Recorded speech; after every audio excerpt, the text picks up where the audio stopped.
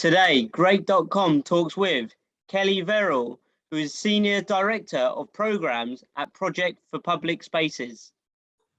If you haven't heard of them, they are a non-profit organisation who has brought some of the most successful public spaces in the world to life. If you are new here, please press subscribe on YouTube or in your podcast app, because today we learn the benefits of strengthening the connection between people and the places they share. Hello, Kelly, and welcome to our podcast. Hi, Ryan. Nice to be here. Thank you so much for being here, and I really look forward to diving in a bit deeper to learn more about you and your organisation. So, Kelly, to start with, for me and say anybody new here, what is Project for Public Spaces and what do you do? Sure. Thanks for asking. Thanks for having me.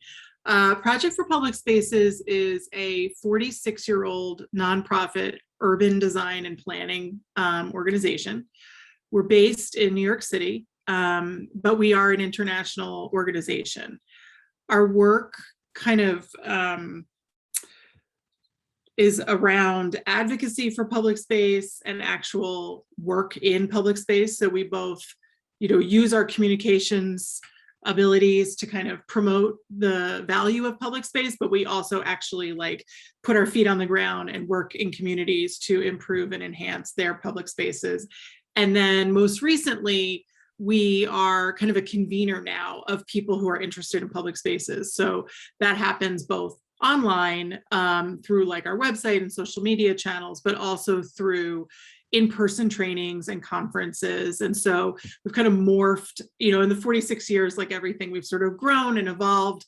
And now a big part of what we do is sort of convene this new group of what we call placemakers. So our work takes us everywhere. I would say primarily we probably work on the ground in North America the most, but like I said, that sort of advocacy and convening aspect of our work really allows us to kind of have that international approach.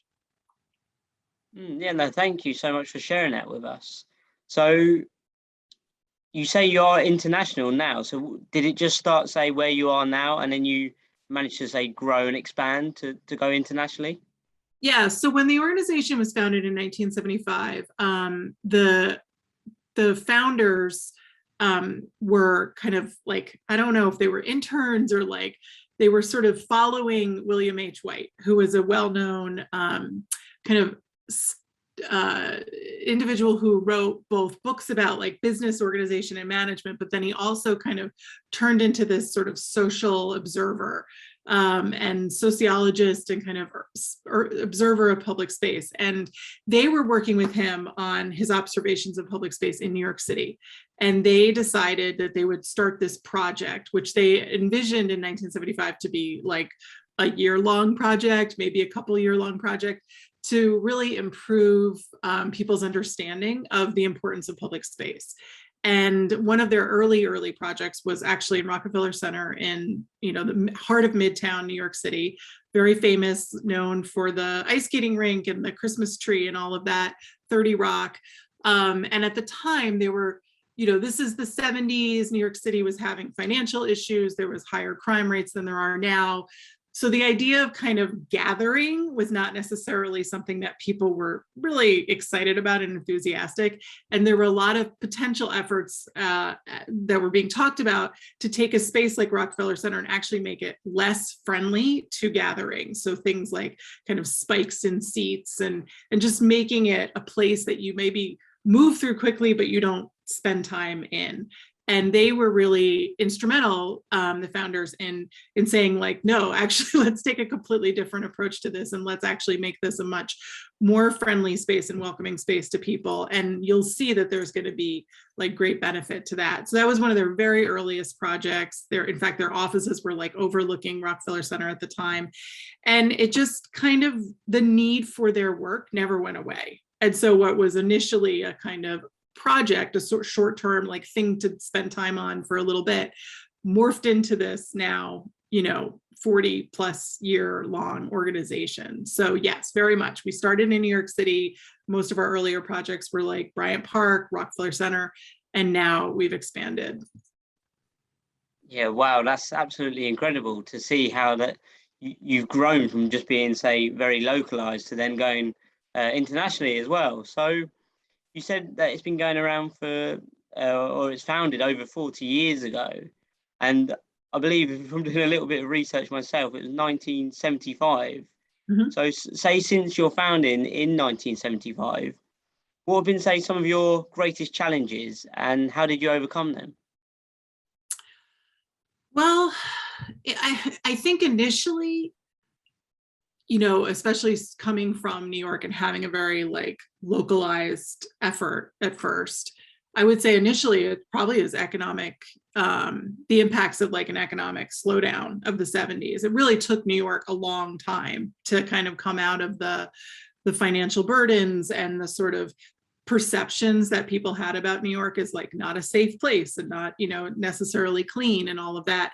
So I think a lot of that is around like shifting people's, yeah, like I think the first biggest challenge was really like taking people from a mindset of thinking of cities as like a negative place, a place of danger and crime and dirtiness and what have you, into something much more positive. And it might be hard to sort of remember this, but like, in 2021, I think that a lot of people have very positive feelings about cities, and they're destinations for people not only to live but also to visit.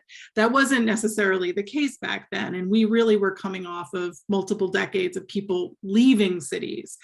So I think the biggest challenge in the beginning was really like shifting people's mindsets from wanting to kind of settle into spaces outside of cities and kind of do their own thing with their families and not interact with the public, to saying, no, actually people really do like being with other people, even strangers in public spaces, and that there are all these benefits.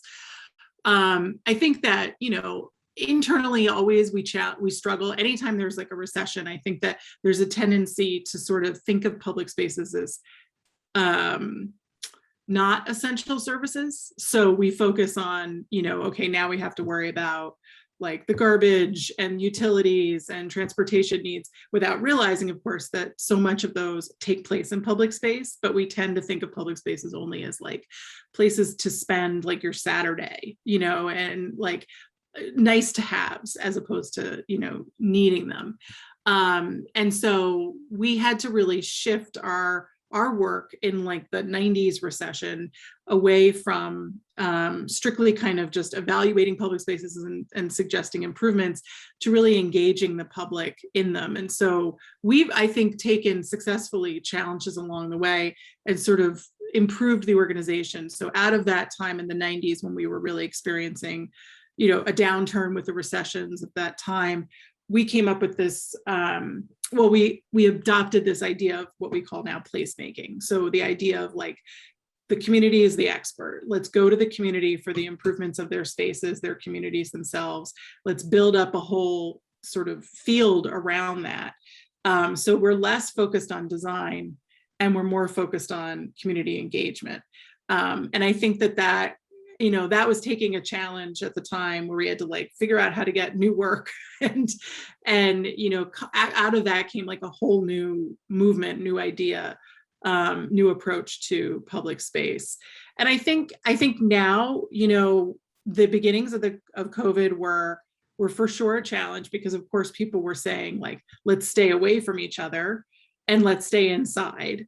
But I think, it's like the pendulum swings, right? So now we're more than a year plus into COVID, and people realized, especially over, I think, last summer, just how vital and important public spaces are actually. So you sort of missed what you couldn't have. So after 3 months or something in lockdown and in your apartments and houses, people all of a sudden wanted to be together. They wanted to be outside. They wanted to be in public spaces. And so I think that the good thing is that at every moment that there's been challenge throughout these 40 plus years, there's also been a sort of recognition, a new recognition that comes out of it, of the importance of our work. Yeah, and I agree with you there. And I honestly believe like there is a positive that could be, say, extracted from every negative in life. And you obviously mentioned the COVID impact there too. So maybe going on from this same question, then another question would be, say, what would you say are some of the benefits of transforming public spaces? Mhm.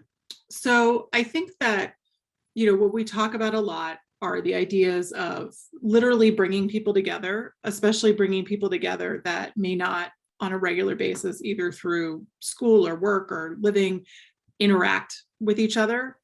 And so I think there aren't that many spaces where people come together who might be coming from different backgrounds to do things together, not to shop necessarily and like just check off their grocery list or what have you, but to like actually engage with each other in activities and programming. So that is a huge benefit because, the idea is, what are you doing? You're really kind of creating a sort of democracy in space, in public space.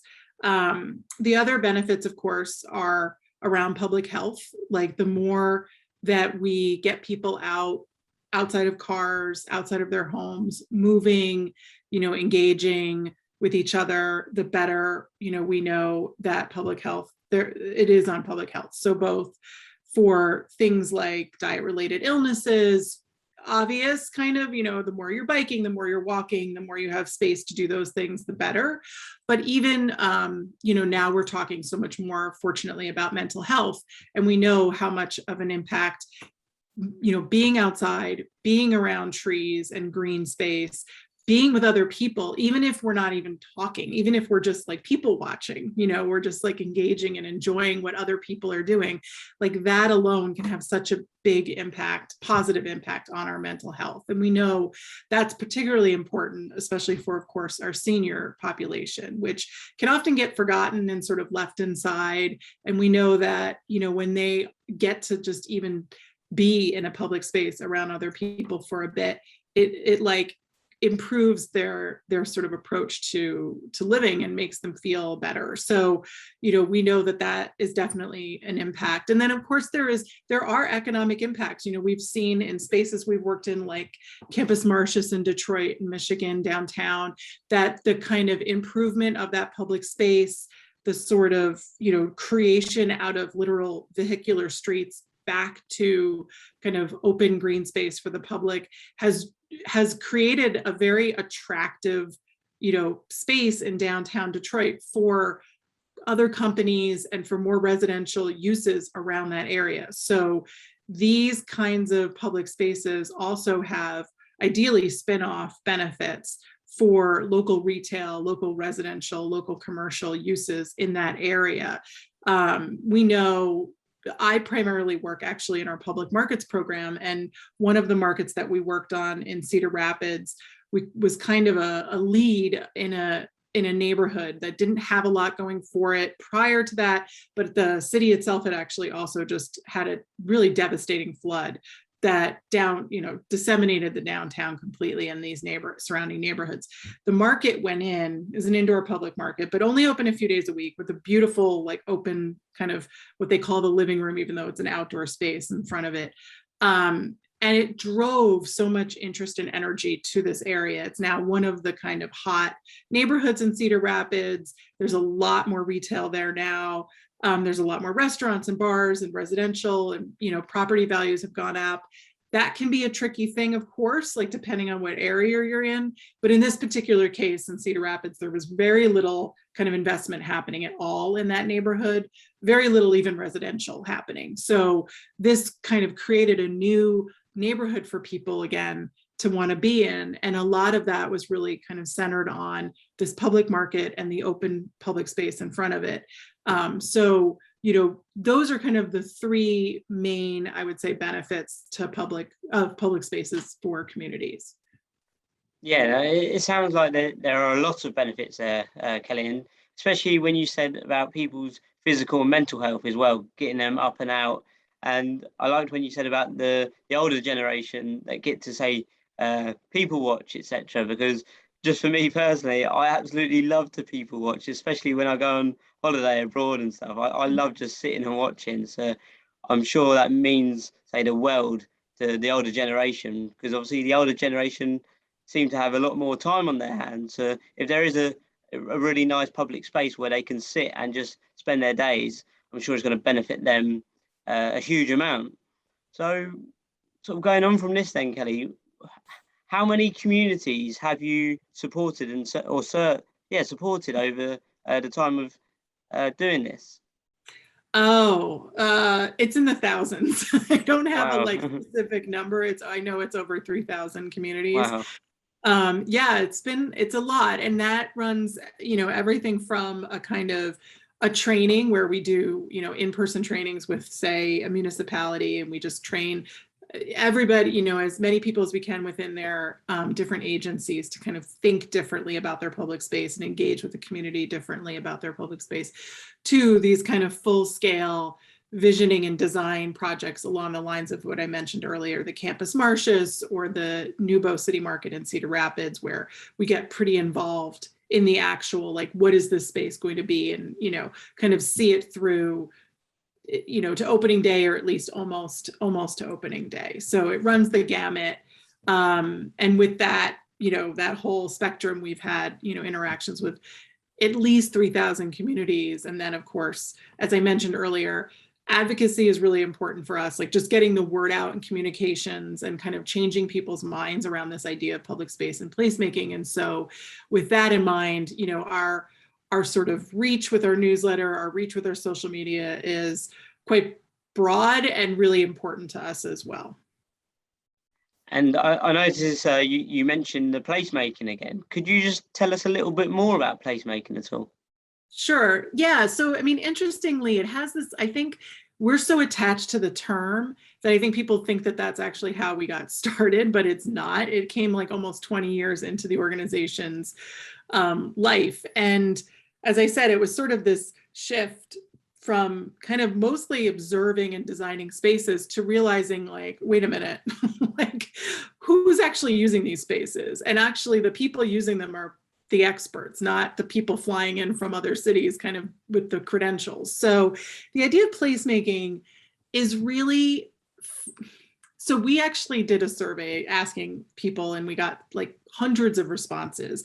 So there's many different definitions. And where I land is that placemaking is more about the process than the end result. It's a process that centers the community in what, in the outcome, essentially. So placemaking is the process in which we work with communities so that they can improve a public space or create a new public space or, revitalize a public space with their needs and their desires at the center. So rather than saying, let's say, oh, we need a new park and we need a gazebo in it, we need an amphitheater, we need, a playground and all of that. We say placemaking is the process where we take a step back and we just say, like, let's evaluate what you all are trying to get out of this space. Who are you trying to bring together? What are the kind of activities and programs that you would like to see in this space? And then, you step forward and start like thinking about what physically should be there. And, it is as much about the process as it is about the end result, because in that process of like constant community engagement, constantly kind of going back and seeing if you did a good job or not, evaluating whether, it is working, and then shifting and changing depending on what is working and what's not, you are kind of creating a new experience for the community itself to engage with each other. Like, I worked in a community in north of Boston called Salisbury, Massachusetts, and it's a beachfront community. And they had never heard of placemaking. They'd never heard of us. We came in to kind of help rethink this kind of commercial strip that leads to the beach. And it had been, kind of taken care of by the commercial property owners in the area, but it wasn't particularly attractive, and it was going to have a capital improvement coming down in a few years. But before they got there, they really wanted to think about what what would be the best thing. Like, don't sink millions of dollars into something and not know whether it's going to work. So we came in and said, okay, let's just take a step back and just get the community together and start thinking about what they want here, And out of that, we heard some really interesting things like, oh, the community, like the year-rounders never come in the summer, but they would like to. So what are some programs and activities we could do for them? You know, there's not a lot for seniors. There's not a lot for youth. Like, what are the things that would draw people here that are often forgotten?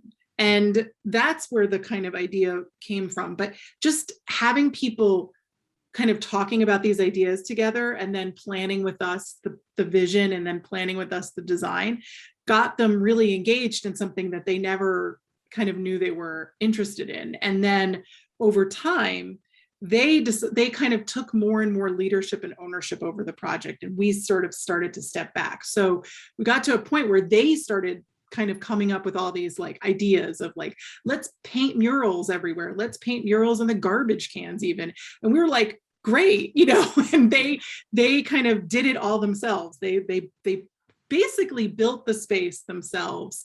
You know, and in the beginning they were kind of like, what are you going to do for us? Like, who are you going to hire to do this? By the end, they were the ones really doing it and really engaged.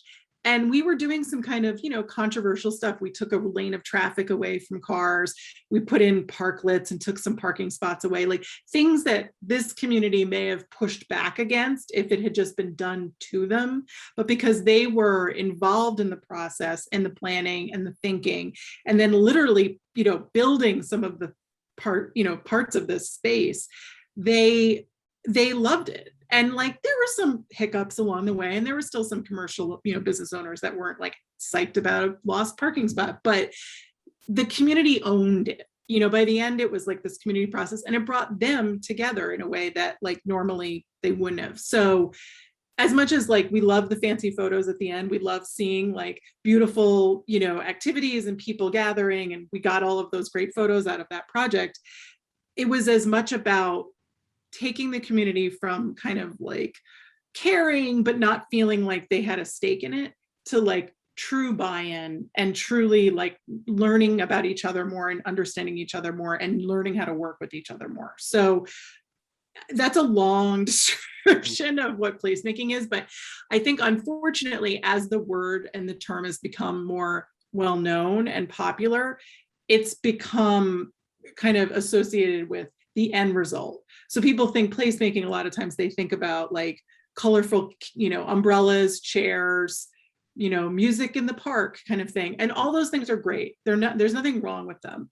But just putting tables, chairs, and umbrellas and like a music in the park kind of thing out and not engaging with the community at all leading up to that point, it may work, but it may not. But it didn't actually achieve what placemaking is about, which is really about like empowering communities or you know, us really just kind of standing there and giving like some basic tools and guidance, but they're really leading the effort and realizing like that they have that in them already and that they really, again, are the experts. And so it's, for us, it's really so much more about the process.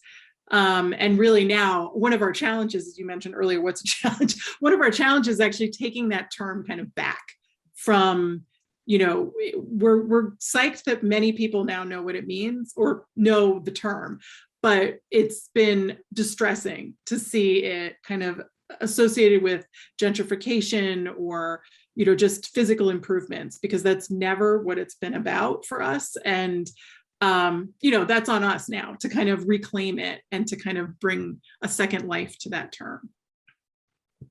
Yeah, and Kelly, thanks again for sharing that with us, because I really love how you say you go to the individuals of those spaces and you ask them what are their, say, needs and wants, and then you also get them involved, which it sort of changes the whole meaning of creating those spaces. Because you mentioned that you could just provide the space and make it look fancy, etc., but then those individuals haven't got involved themselves. But by you allowing them to get involved, it makes it more of a community space as well. So that's just so nice to hear. But as we wrap up now, I'd like to ask you, Kelly, what is, say, your vision for the future? Well, I think there's fortunately more and more people in communities themselves who are doing this work, who don't need an outside consultant, an expert to come in and do this. And that's really exciting to me. And so I think one of the things that we've been talking about for a long time is just even cities themselves kind of approaching public space management differently and more holistically. And we talked about it as like place governance, which doesn't necessarily mean that much to like people who don't do this for a living, but it's really the idea of centering a space, of basically saying like, you know, complete cities need to be thinking about their public spaces from the level of like transportation, sanitation, parks departments, you know, economic development, community development, you know, all of these different agencies and aspects of a city need to be coming together to think about place. And so I think that as more and more people are doing this in their own communities, you know, we hope to continue to change the way that kind of cities are approaching this work and centering it and realizing that it is just because it might be a park you're thinking about improving, it's not just the Parks Department that should be involved. You know, it should be a much more holistic approach. And one of the big, you know, right now we have sort of like two major programs. One is just sort of the general public space and placemaking work, which is the continuation of what we've been doing for the 40 plus years. And the other is our public markets work, what we call now Market Cities. And this is public markets was something that we started working on in 1987. So it's also been around for a long time, but Market Cities is really this evolution of our work in public markets and thinking about them again, is not just let's just kind of improve or start new public markets around the world, but actually let's have a more systems approach to them. We know that public markets have great impact on the health and wellness and livelihoods of communities. They bring equity through jobs and through just being great public gathering spaces. And so we believe that they should be centered like other public spaces in how cities think about improving, you know, outcomes for their communities. But the only way to do that is to be like, to literally have a seat at the table, of which a lot of public markets and also other public spaces don't often have. They're again, like I said, they're sort of nice to haves for a lot of cities, but not necessary.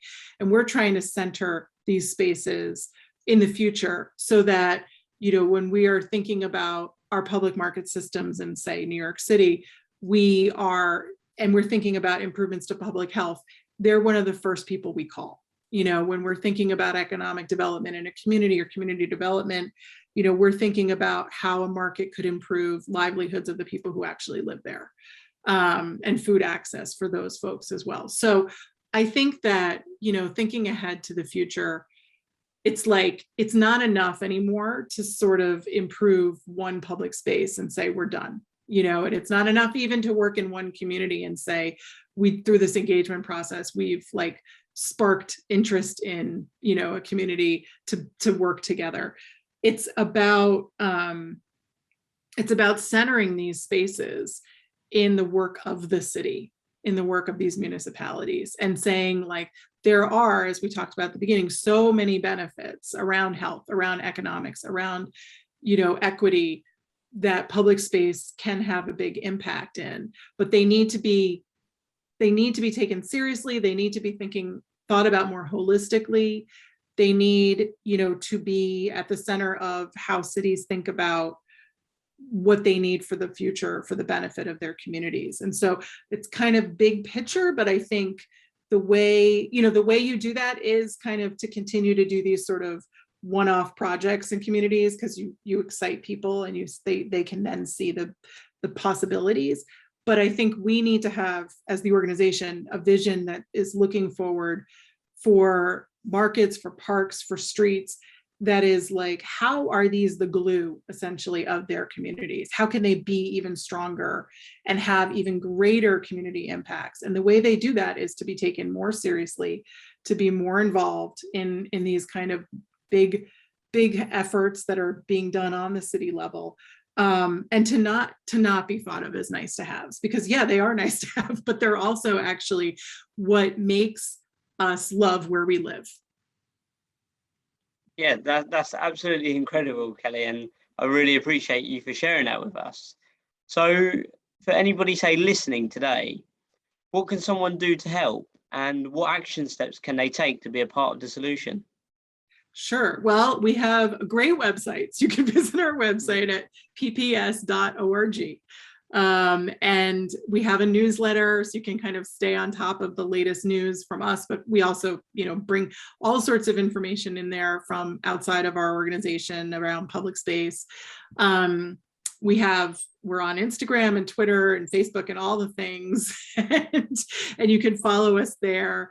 We're really right now, I think, trying to capture the kind of new excitement that a lot of corporations have around social responsibility. And so that is a big kind of effort of ours. So if anybody that's listening is does their corporate social responsibility and is looking for a partner in public space, we're here, we're excited to work with people.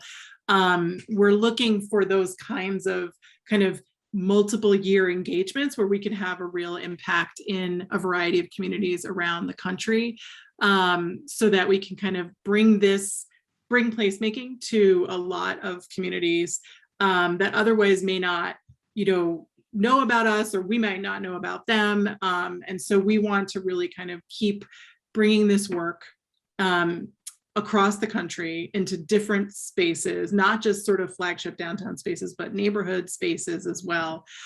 So we can continue on with these community impacts. So, we love people just, following us, coming to our conferences and trainings in the future once we figure out what's going on with COVID and everything. But we're also, really interested in working in communities, and either with the communities themselves, or, as I said, working with partners who are interested in kind of having a longer term impact in public space and what public space can do for communities.